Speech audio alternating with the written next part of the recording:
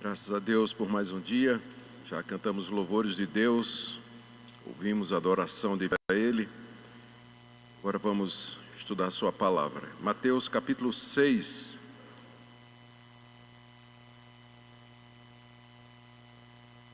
Eu queria ler do verso 19 até o verso 34, dentro daquele tema que nós nos propusemos durante essa semana, que é depressão espiritual. Hoje, particularmente, nós veremos aquelas ansiedades que são decorrentes da preocupação com o futuro e, mais especificamente, com a nossa sobrevivência, aquilo que nós precisamos para viver. Então, Jesus tratou disso do verso 19 até 34 do capítulo 6 de Mateus, que é o Sermão do Monte.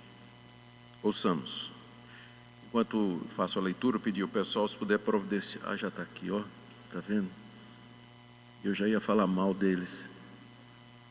Mas já está aqui a aguinha. Vamos lá. A partir do verso 19. Não acumuleis para vós outros tesouros sobre a terra, onde a traça e a ferrugem corroem, e onde ladrões escavam e roubam. Mas ajuntai para vós outros tesouros no céu, onde traça nem ferrugem corrói, e onde ladrões não escavam nem roubam, porque onde está o teu tesouro, aí estará também o teu coração. São os olhos a lâmpada do corpo. Se os teus olhos forem bons, todo o teu corpo será luminoso. Se, porém, os teus olhos forem maus, todo o teu corpo estará em trevas. Portanto, caso a luz que em ti há sejam trevas, que grandes trevas serão. Ninguém pode servir a dois senhores, porque ou há de aborrecer-se de um e amar ao outro, ou se devotará a um e desprezará o outro. Não podeis servir a Deus e às riquezas. Por isso vos digo, não andeis ansiosos pela vossa vida, quanto ao que haveis de comer ou beber, nem pelo vosso corpo, quanto o que haveis de vestir. Não é a vida mais do que o alimento e o corpo mais do que as vestes? Observai as aves do céu, não semeiam, não colhem, nem ajuntam em celeiros, contudo vosso Pai Celeste as sustenta. Porventura não valeis vós muito mais do que as aves? Qual de vós, por ansioso que esteja, pode acrescentar um côvado ao curso da sua vida? E por que andais ansiosos quanto ao vestuário? Considerai como crescem os lírios do campo, eles não trabalham nem fiam. Eu, contudo, vos afirmo que nem Salomão, em toda a sua glória, se vestiu como qualquer deles. Ora, se Deus veste assim a erva do campo, que hoje existe e amanhã é lançada no forno, quanto mais a vós outros, homens de pequena fé. Portanto, não vos inquieteis, dizendo o que comeremos, o que beberemos, ou com que nos vestiremos, porque os gentios é que procuram todas essas coisas, pois vosso Pai Celeste sabe que necessitais de todas elas. Buscai, pois, em primeiro lugar o seu reino e a sua justiça, e todas essas coisas vos serão acrescentadas. Portanto, não vos inquieteis com o dia de amanhã, pois o amanhã trará os seus cuidados, basta ao seu dia o seu próprio mal. Amém. 3 vezes aqui na passagem, Jesus proíbe a inquietação. No verso 25, não andeis ansiosos.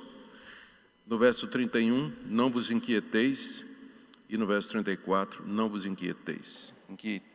É o mesmo verbo na língua grega, ansioso ou inquieto, são apenas traduções diferentes da mesma palavra. Vamos orar. Ó Deus, Tu nos ordenas a que vivamos sem inquietação com relação ao futuro. E então opera em nós aquilo que Tu mesmo desejas, aquilo que Tu ordenas. Nós, com frequência, nos inquietamos, nos angustiamos, pensando no futuro, quando a velhice chegar, quando a doença bater, quando nos faltarem os recursos, se perdermos o emprego, e a preocupação invade o nosso coração. E nós sofremos com isso. Tem gente sofrendo com isso hoje, aqui. E nós pedimos, ó Pai, que a exposição da Tua Palavra seja usada por Ti para aliviar os corações, para nos ensinar a refletir sobre essas coisas da maneira correta, a colocar nossa mente na direção certa, de forma que nós possamos desfrutar daquela tranquilidade, mesmo que a figueira não floresça, a descansar em Ti, mesmo quando as perspectivas, humanamente falando, não são boas. Ajuda-nos nessa manhã, em nome de Jesus. Amém. Amém. Só um minutinho, irmãos.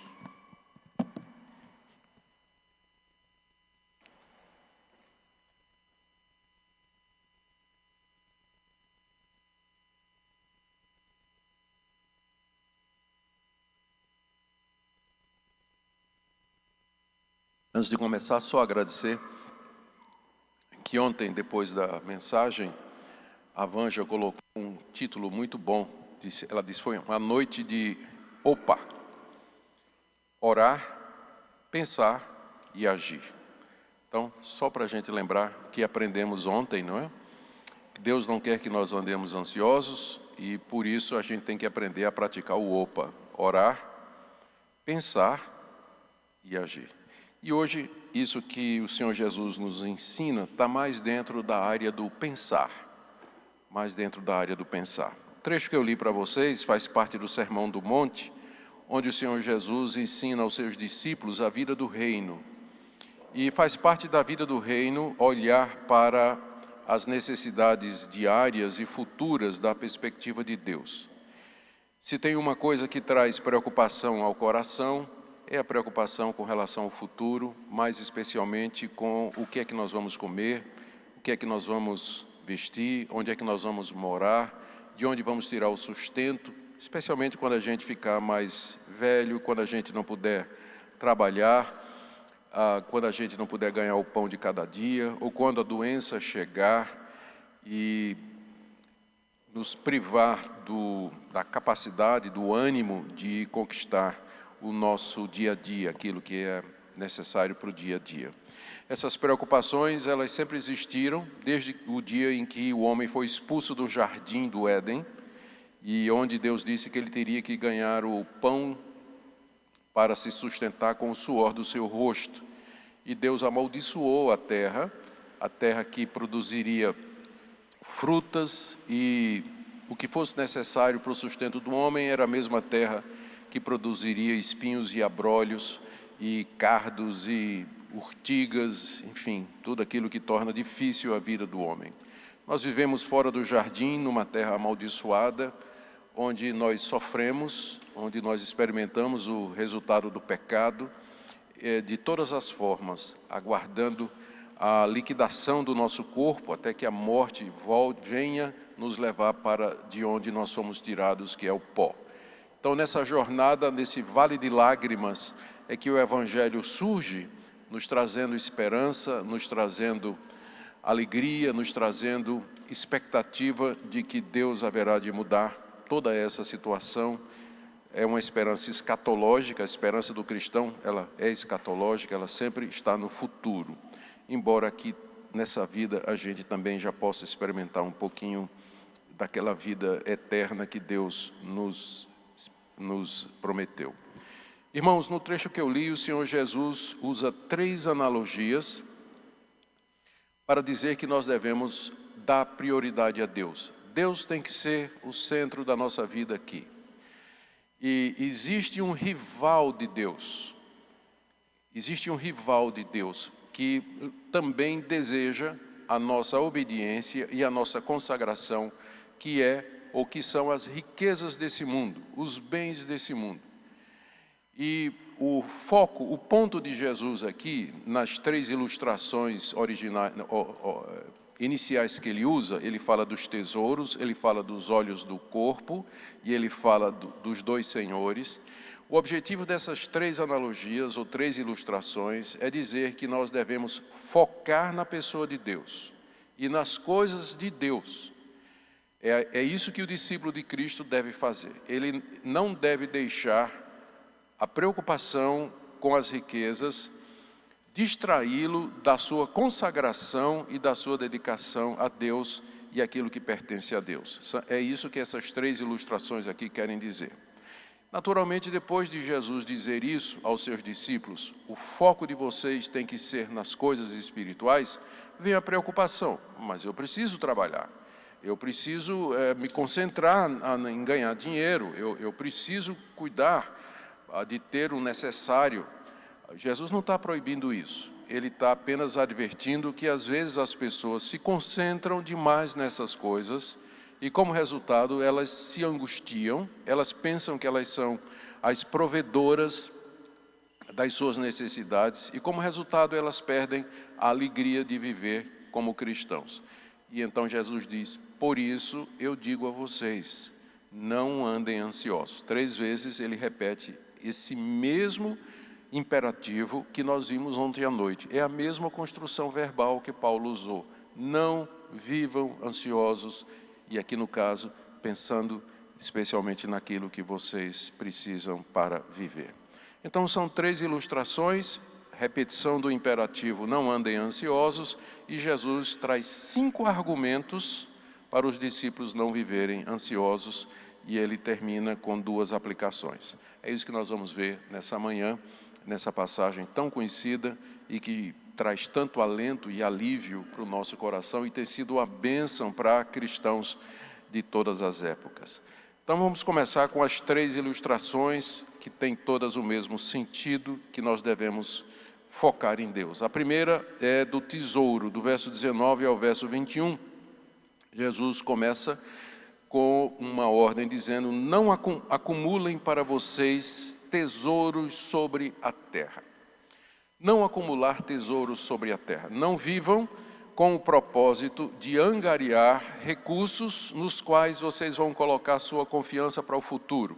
Eu vou trabalhar muito, eu vou me dedicar, vou trabalhar duro, porque eu quero ganhar muito dinheiro, porque eu quero me precaver com relação ao futuro, para que quando eu ficar velho, ou então quando eu adoecer, eu então tenha em que viver, como viver, e tenho em que confiar. Então vou dedicar todo o meu tempo, toda a minha vida a fazer essas coisas, inclusive porque eu quero deixar para os meus filhos alguma coisa quando eu morrer. Em si, não tem nada errado com isso. Faz parte da vida. Eu não creio que o cristianismo é contrário à pessoa se preparar para a velhice, se preparar para a doença, se preparar para a morte e deixar alguma coisa para os seus filhos. Isso é perfeitamente natural. O que Jesus está proibindo aqui é que essa seja a sua razão de viver.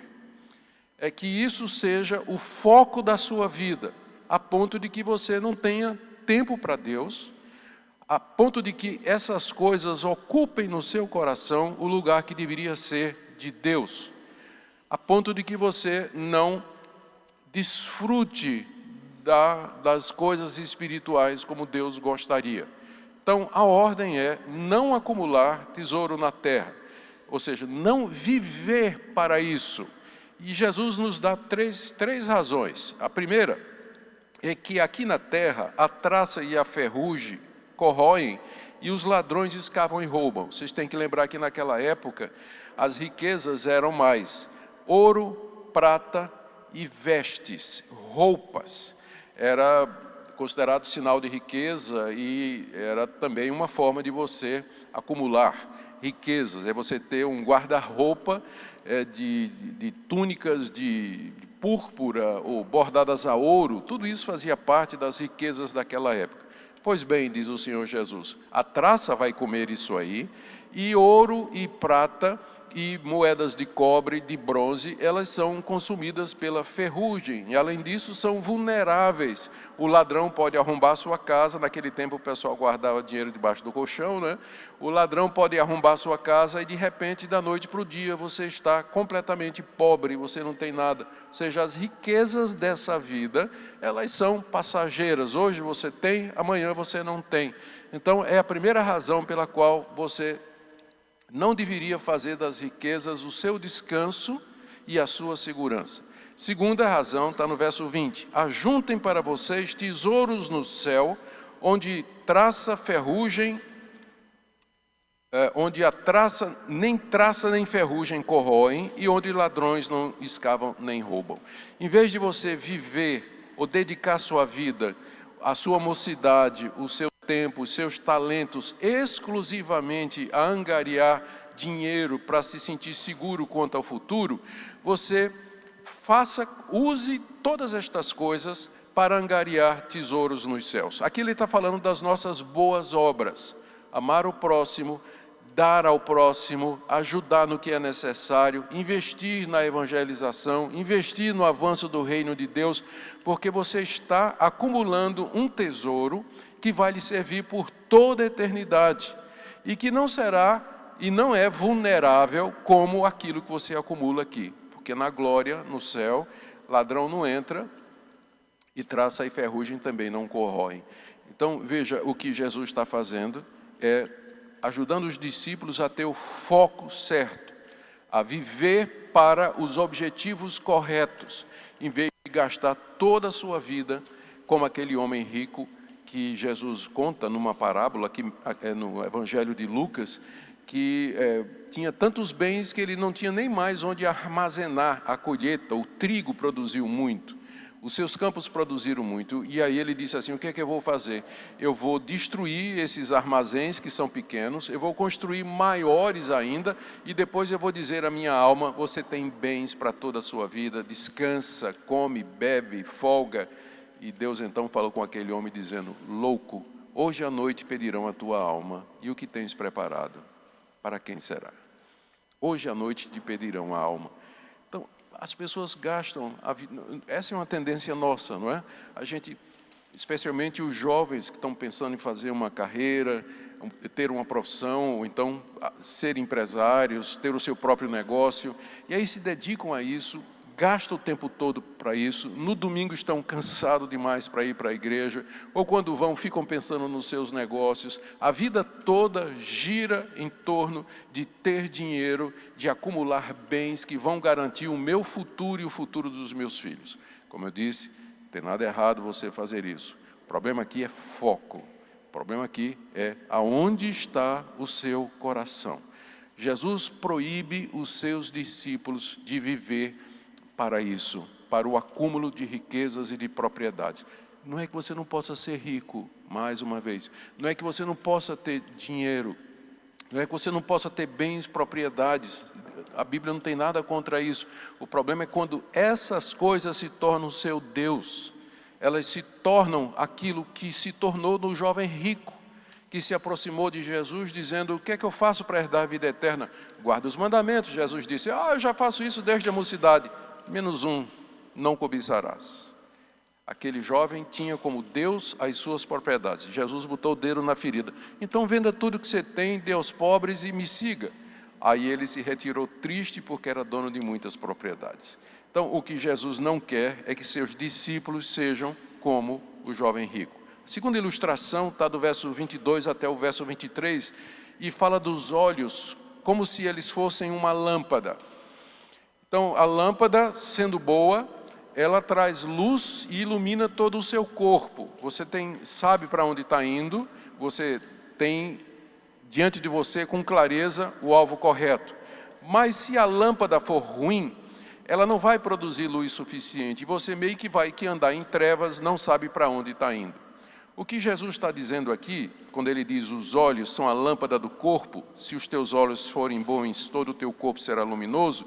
Se os olhos forem mal, todo o corpo estará em trevas. É a mesma coisa do que ele disse antes. Se o seu alvo é Deus, se o seu objetivo, se os seus olhos estão claramente fixos em Deus e nas coisas de Deus, toda a sua vida, todo o seu corpo vai andar da maneira correta. Você vai experimentar uma vida aqui nesse mundo, abençoada por Deus, com a graça de Deus e a misericórdia de Deus. Mas se os seus olhos estão postos no lugar errado, se eles forem ruins, então você vai andar em trevas. Todo o seu corpo vai experimentar essas trevas. Toda a sua vida vai ser uma vida de confusão, porque o amor ao dinheiro é a raiz de toda espécie de males. A avareza, o apego ao dinheiro separa famílias, acaba casamentos, destrói a vida das pessoas, acaba com a vida espiritual das pessoas. Então, os olhos, eles têm que estar focados em Deus. E aí isso vai trazer luz para a sua vida. Agora, se os seus olhos são maus, se eles estão focados na riqueza, então as trevas vão vir sobre a sua vida. E a gente sabe, de fato, como o dinheiro herança, propriedades e bens, divide pessoas, acabam com relacionamentos, destroem a alegria da pessoa e evitam que elas de fato andem cheias da plenitude de Deus. A terceira ilustração que Jesus usa é dos dois senhores, é uma ilustração baseada no sistema de escravidão daquela época. Naquela época, pessoas que eram escravas, elas pertenciam ao seu dono. Então, elas não tinham como hoje a gente faz, né, as pessoas fazem, ter dois empregos. Trabalha 2 expedientes numa empresa e faz um bico no terceiro expediente em outra empresa. Não tinha isso naquela época. O escravo, ele era de dedicação exclusiva ao seu senhor, que exigia e tomava dele todo o seu tempo, a sua vida, a sua energia. Os filhos do escravo pertenciam ao seu patrão e assim por diante. Jesus, então, dentro do contexto daquela época, diz aqui o que está no verso 24, tira essa lição. Ninguém pode servir a 2 senhores, porque ou há de aborrecer-se de um e amar ao outro, ou se devotará a um e desprezará ao outro. Não tinha como você ter 2 senhores dentro do sistema de escravidão daquela época. E Jesus, então, faz a aplicação. Vocês não podem servir a Deus e às riquezas. A palavra riqueza aqui no grego é mamona, que fala de alguma coisa que funciona como um ídolo. Só tem uma coisa no Novo Testamento que é colocada como um rival verdadeiro de Deus para os cristãos. E só tem um pecado que é comparado ao pecado da idolatria, que é o amor ao dinheiro. O dinheiro é um rival de Deus. Ele em si, ele não é exatamente neutro, mas o dinheiro, ele tem o poder de atrair a nossa lealdade, de puxar de nós a nossa consagração e a nossa dedicação. Por isso que Jesus disse, você não pode servir a Deus e servir as riquezas, porque as riquezas funcionam como um ídolo. Ela exige de você, ela cobra de você, ela quer dedicação, ela quer o seu tempo, ela quer a sua energia. E como resultado, a pessoa que cai nessa armadilha de colocar as riquezas, o ser rico, como sendo o Deus da sua vida, ela não vai poder servir a Deus. Ela vai desprezar a Deus, ela vai dar um segundo lugar a Deus. Gente, a gente vive numa época consumista, onde o maior inimigo de Deus que as pessoas encontram é de fato a questão dos bens materiais. São as riquezas, é o sustento, é o ter coisas que vão satisfazer o nosso coração à luz dos padrões que são colocados hoje, do que seria uma vida rica, uma vida cheia de sentido, uma vida de importância. E como resultado, a gente encontra pessoas, e não são poucos não, muitos cristãos que acabam sendo idólatras. Eles até podem frequentar a igreja, eles até podem participar dos cultos, ter algum envolvimento, mas a lealdade primeira deles, o amor primeiro deles, são as riquezas. É o acumular bens e viver para isso. E descansar nesses bens. Quando eles estão ganhando bem, eles estão em paz. Mas quando existe alguma ameaça de perder renda, perder sustento ou alguma coisa, então a depressão vem, a ansiedade entra, a angústia penetra os seus corações e eles então começam a enfrentar isso que a gente vem chamando de depressão, angústia e preocupação. Muito bem, é à luz disso que Jesus então, do verso 25 até o verso 34, ele orienta os seus discípulos a como viver. A como viver. E ele começa agora, no verso 25, dando aquela mesma ordem que nós vimos ontem. Por isso, ou seja, à luz dessas 3 comparações que eu fiz, Jesus está dizendo, por isso que vocês não podem servir a Deus e às riquezas, eu digo para vocês, não andem ansiosos pela vida de vocês. Não andem inquietos, Porque essa seria a reação normal. E eu imagino os discípulos dizendo assim: mas Senhor Jesus, se eu não me esforçar, se eu não me dedicar a ganhar dinheiro, se eu não me envolver com esse tipo de coisa, eu vou comer o quê? Eu vou viver de quê? Como eu disse, Jesus não está proibindo o trabalho, Ele está proibindo que o trabalho se torne seu Deus. Ele está proibindo que as riquezas se tornem um ídolo concorrente a Deus no seu coração. Por isso Jesus disse: não fiquem ansiosos, não fiquem preocupados. E Ele especificamente aqui se refere quanto ao que vocês vão comer, beber ou o que vocês vão vestir. Ou seja, as coisas básicas da vida, que são aquelas que trazem mais preocupação para nós. O que é que eu vou comer? O que é que eu vou vestir? Onde é que eu vou morar? De que é que eu vou viver? Como é que eu vou botar meus filhos na escola? Como é que eu vou enfrentar essa doença que eu não tenho dinheiro para isso? A velhice está chegando, como é que eu vou enfrentar os anos em que eu não vou poder trabalhar? Ou seja, o básico, essa é a raiz, é a origem da maior de todas as preocupações. E aí você vai encontrar gente, crente ansioso, crente com ataque de pânico, crente deprimido, crente vivendo, né, uma vida onde ele não experimenta a alegria, o gozo e a felicidade de viver as coisas de Deus. Então, mais uma vez, isso aqui é uma ordem, é igualzinho o que nós falamos ontem, isso aqui é uma ordem. Jesus não está dando sugestão, não está pedindo, Ele não está dando a opinião dele, Ele está determinando aos seus discípulos que eles não vivam ansiosos. Como eu disse, existe uma preocupação aqui, uma preocupação acolá, pontuais na nossa vida, mas o que Jesus está proibindo aos discípulos é uma vida que seja caracterizada pela ansiedade, exatamente porque a pessoa está focada nas riquezas, está focada em ganhar dinheiro, está focada aqui no sustento e vive exatamente para isso. Então Jesus diz: não viva dessa forma, não fiquem preocupados com essas coisas. E aí ele dá 5 argumentos. E ao fazer isso, ao tratar a ansiedade com relação ao futuro, com base em argumentos, Jesus nos mostra onde está o problema, que é aquilo que a gente viu ontem. Paulo disse: você tem que ocupar a sua mente com as coisas certas, a sua mente tem que pensar direito, você tem que avaliar a situação da maneira correta. Se você não está olhando para a vida e para os problemas da forma correta, você vai ficar ansioso, você vai cair em depressão, você vai ficar preocupado, inquieto. E aqui Jesus procura corrigir a mente dos discípulos usando 5 argumentos. O primeiro argumento é um argumento que é do maior para o menor, né? É um argumento que diz o seguinte: quem pode o mais, pode o menos. Se o mais é verdade, o menos também é. Aí o primeiro argumento está aqui no final do verso 25. Não é a vida mais do que o alimento e o corpo mais do que as vestes? A vida não é mais do que o alimento? Sim. Quem é que deu a vida?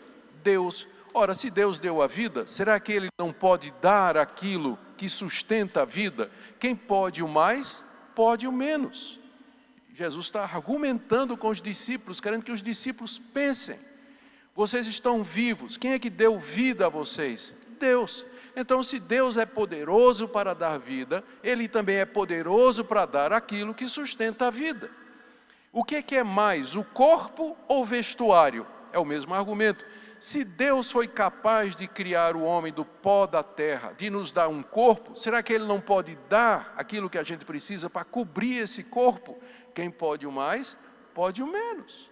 Deus já nos deu as coisas maiores, quanto mais as menores. E está aqui você preocupado com o que vai comer, com o que vai vestir, quando Deus já lhe deu coisas maiores do que essas, especialmente pensando naqueles que são seus filhos. Então, esse é o primeiro argumento. Deus já deu a vida e já deu o corpo, quanto mais aquilo que pertence a essas coisas, quanto mais aquilo que é necessário para sustentar estas coisas. O segundo argumento do verso 26 é um argumento ao contrário, é do menor para o maior. Ele diz: observem as aves do céu, não semeiam, não colhem, nem ajuntam em celeiros, contudo vosso Pai Celeste as sustenta. Porventura não valeis vós muito mais do que as aves? Jesus pede para os discípulos olharem os passarinhos.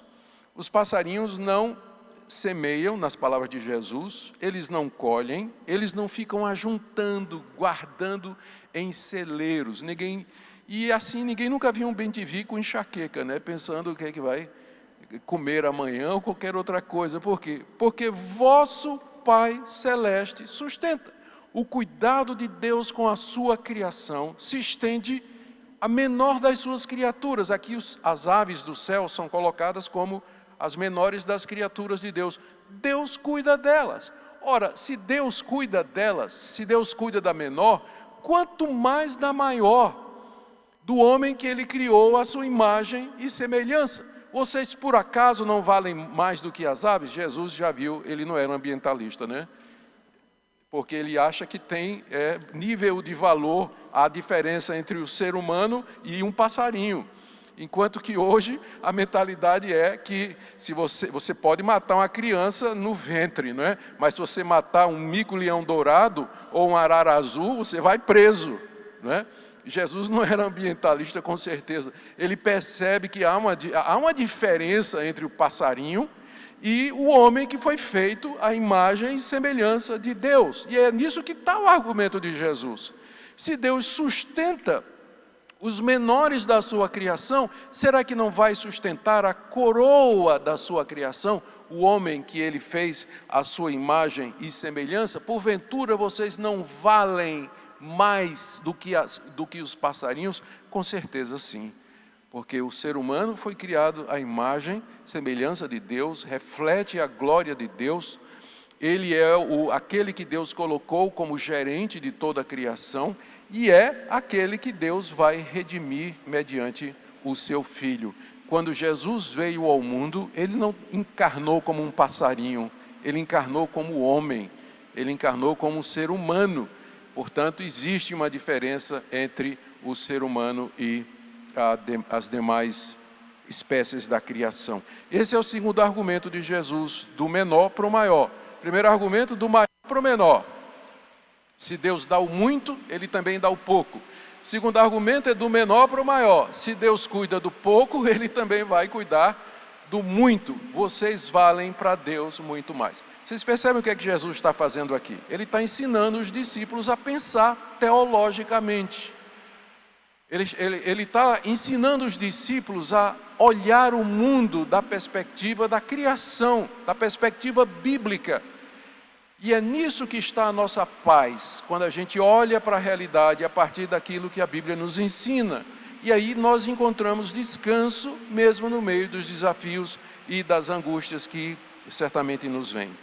O terceiro argumento também é um argumento do menor para o maior. Verso 27. Qual de vocês, por ansioso que esteja, pode acrescentar um côvado ao curso da sua vida? Essa expressão, acrescentar um côvado ao curso da sua vida, pode ser traduzida como aumentar 1 centímetro na sua altura ou aumentar 1 segundo do tempo da sua vida. Pode significar qualquer uma dessas coisas. O que quer que seja que Jesus quis dizer aqui, o efeito é o mesmo. Ele quer dizer o seguinte: se você, por mais ansioso que esteja, não consegue as coisas mínimas da vida, por exemplo, você ficar mais alto 1 centímetro. Eu sei que tem gente que adoraria isso, né? Mas por mais que você fique ansioso, você não consegue aumentar 1 centímetro na sua estatura. Por mais que você seja ansioso, por mais que você se preocupe com isso, você não consegue aumentar 1 segundo no tempo da sua vida. Você não consegue. Ora, se você não consegue as coisas pequenas, por que você está preocupado com as maiores? Se com toda a sua ansiedade você não consegue fazer essas coisas mínimas, por que você está preocupado com aquelas maiores que estão inclusive fora do seu controle, o amanhã? Você não sabe o que é que vai acontecer amanhã, contudo você está preocupado. Inclusive a palavra preocupação, ela significa exatamente isso. Você está pré-ocupado, você está ocupado anteriormente com uma coisa que nem aconteceu ainda, está preocupado. Ocupado antes, quando a coisa nem aconteceu. Se você não pode resolver as coisas menores da vida, por que você está preocupado com as grandes coisas? Preocupado com essas grandes coisas que somente Deus pode, de fato, prover, suprir, resolver e sustentar. É o terceiro argumento de Jesus. O quarto argumento dele vai do verso 28 até o verso 30, e está baseado nos lírios do campo. E mais uma vez é um argumento que baseia-se no menor para o maior. Por que vocês estão ansiosos, verso 28, quanto ao vestuário? Considerem como crescem os lírios do campo, eles não trabalham nem fio. Contudo vos afirmo que nem Salomão em toda a sua glória se vestiu como qualquer deles. Os lírios do campo eram florzinhas que apareciam na primavera nas campinas da Palestina. E eram de muitas cores variadas.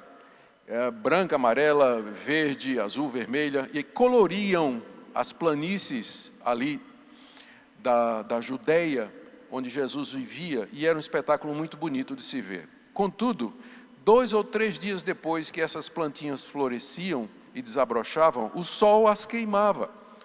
E elas só serviam depois para a dona de casa passar, pegar e usar como combustível do fogão lá na sua casa. Ora, o argumento de Jesus é esse, não é? Essas flores, elas são tão bonitas, que nem o rei Salomão, com toda a sua glória, se vestiu como alguma delas. Nem a beleza de Salomão, o vestuário de Salomão, suplantava ou ultrapassava a beleza dessas pequenas flores. Entretanto, essas flores que Deus veste com tanto brilho, com tanta graça, com tanta beleza, elas só duram um dia. Verso 30. Hoje existe e amanhã é lançada no forno pela dona de casa, né? Porque foi queimada pelo sol. E Deus, entretanto, cobre estas plantinhas com uma beleza tão grande. E você aí, filho de Deus, preocupado com o que você vai vestir. Se Deus cuida das flores do campo com tanta generosidade, com tanta beleza, com tanta fartura, com tanta diversidade, será que Deus não vai vestir você? E aí Jesus toca pela primeira vez na origem do problema, final do verso 30. Homens de pequena fé. É aqui que está o problema, não é? Aqui é que está o problema. É uma fé pequena num grande Deus. Um Deus que já mostrou o poder que Ele tem de cuidar da sua criação, o poder da providência de Deus. Deus não somente criou, mas Ele sustenta a sua criação. Esse é o argumento aqui de Cristo. Deus não somente fez o mundo, mas Ele sustenta o mundo. Ele mantém a sua criação viva. E nós fazemos parte dela, na verdade, fazemos parte como sendo a coroa dessa criação. Então, por que eu estou ansioso, preocupado com o amanhã? O que é que eu vou comer? O que é que eu vou vestir? Onde é que eu vou morar? Como é que eu vou sobreviver? Se Deus cuida do menos, será que Ele não vai cuidar do mais? Homens de pequena fé. Eu, quando comecei essa série ontem, eu disse que eu não ia aqui tomar o lugar do psicólogo, do psiquiatra. Eu sei que existe depressão, eu sei que existe ansiedade, pânico, que tem alguma origem em alguma disfunção química no nosso cérebro. Eu não estou negando isso. Mas eu sei também que muito da ansiedade, da angústia e da depressão das pessoas é por alguma deficiência espiritual. E Jesus aqui está dizendo exatamente isso. Homens de pequena fé, a falta de confiança em Deus, de entregar a Deus, de descansar o seu futuro em Deus, faz com que as pessoas fiquem preocupadas, ansiosas, deprimidas. Algumas têm ataque de pânico, não dormem, entram em depressão, e a causa é espiritual. A causa é espiritual. Eu não estou dizendo que toda vez que isso acontecer, a causa é espiritual. Eu estou dizendo que, em muitos casos, é exatamente uma pequena fé. Falta de confiança nas promessas de Deus e na provisão de Deus. Jesus coloca aqui o dedo na ferida dos discípulos, homens de pequena fé. O quinto e último argumento dele está aí, do verso 31 até o verso 32, e que tem a ver, e que é uma comparação que Jesus faz, um contraste, na verdade, que ele faz entre aqueles que são filhos de Deus e os que não são. Portanto, não vos inquieteis, é a segunda vez que ele proíbe, dizendo: que comeremos, que beberemos ou com que nos vestiremos? E aí ele dá mais a razão. Porque os gentios é que procuram todas estas coisas. Os gentios são aqueles que não conhecem a Deus, os não cristãos, os que não são discípulos de Jesus. Eles é que vivem atrás disso aí. E, na verdade, aqui é a definição do que é a vida da pessoa sem Deus. Ela passa a vida toda correndo atrás disso. Essa é a vida do mundo, ou não é? Correr atrás de dinheiro, correr atrás de grana, de poder, de prestígio, de propriedade, para ir gozar a vida, desfrutar a vida, enfim, fazer tudo aquilo que o dinheiro faz. As pessoas que não conhecem a Deus, isso é próprio delas. E, portanto, elas vivem ansiosas com essas coisas. Mas existe uma diferença entre elas e nós, embora nós estejamos, às vezes, no mesmo trabalho que elas estejam. Trabalhamos na mesma empresa, no mesmo escritório, lado a lado. Mas é uma diferença de atitude, é isso que eu estou dizendo desde o início. É uma diferença de olhar a vida, de foco, o que é o centro da sua vida, o propósito da sua vida. Não pode ser o mesmo do seu colega que está lá, sentado ao seu lado, no mesmo escritório da mesma empresa, vocês trabalhando, né, se esforçando, dando duro, mas não pode ter o mesmo objetivo dele. Ele é Deus. E ele vai encontrar satisfação nessas coisas materiais, mas você é diferente. Buscá-lo em comunhão, fazer as boas obras que a Bíblia manda, participar da vida comunal do povo na época dos puritanos, né, no campo, um daqueles puritanos debaixo de uma árvore, lendo a Bíblia de joelhos e orando, e um anjo tinha descido do céu e estava arando no lugar dele. É claro que não vai acontecer isso, né? O anjo lá arando com a junta de bois enquanto ele estava lá. Deus não vai mandar um anjo para a sua empresa, né, para ocupar seu lugar no escritório, enquanto você fica em casa para ler a Bíblia e orar. Não é isso que nós estamos dizendo. E não estamos dizendo também que se você não trabalhar e tiver fé suficiente, o dinheiro vai cair do céu. Nós não estamos também dizendo isso, Jesus não está dizendo isso aqui.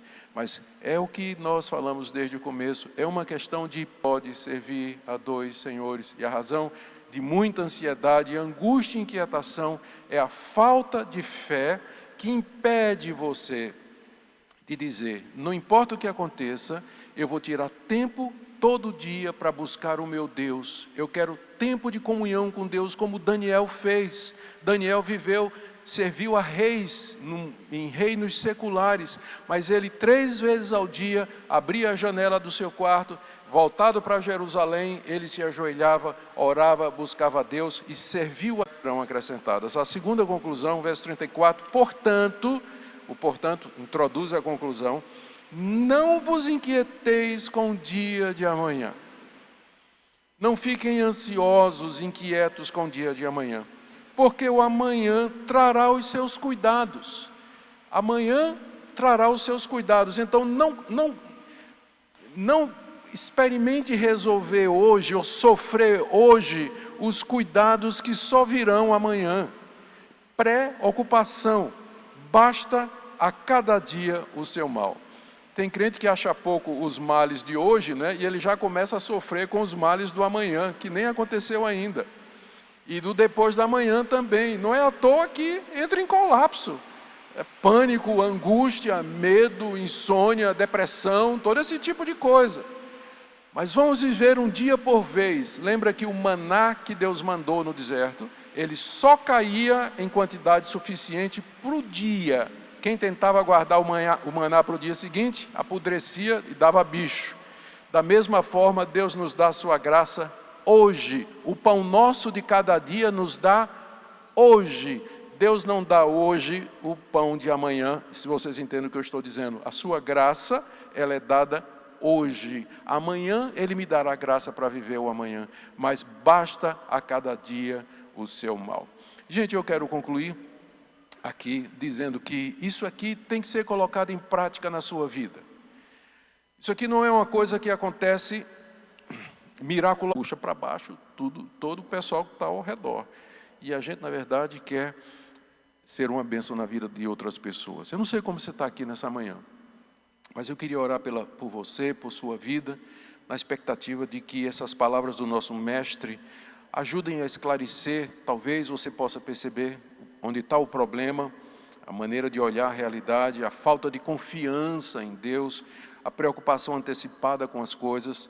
E o meu desafio é que você trace um propósito, uma disciplina diária em que você possa fazer tudo isso que Jesus mandou. De manhã e noite, ele tem devocionais e versículos bíblicos para você fazer de manhã e à noite, quando você quiser, né? E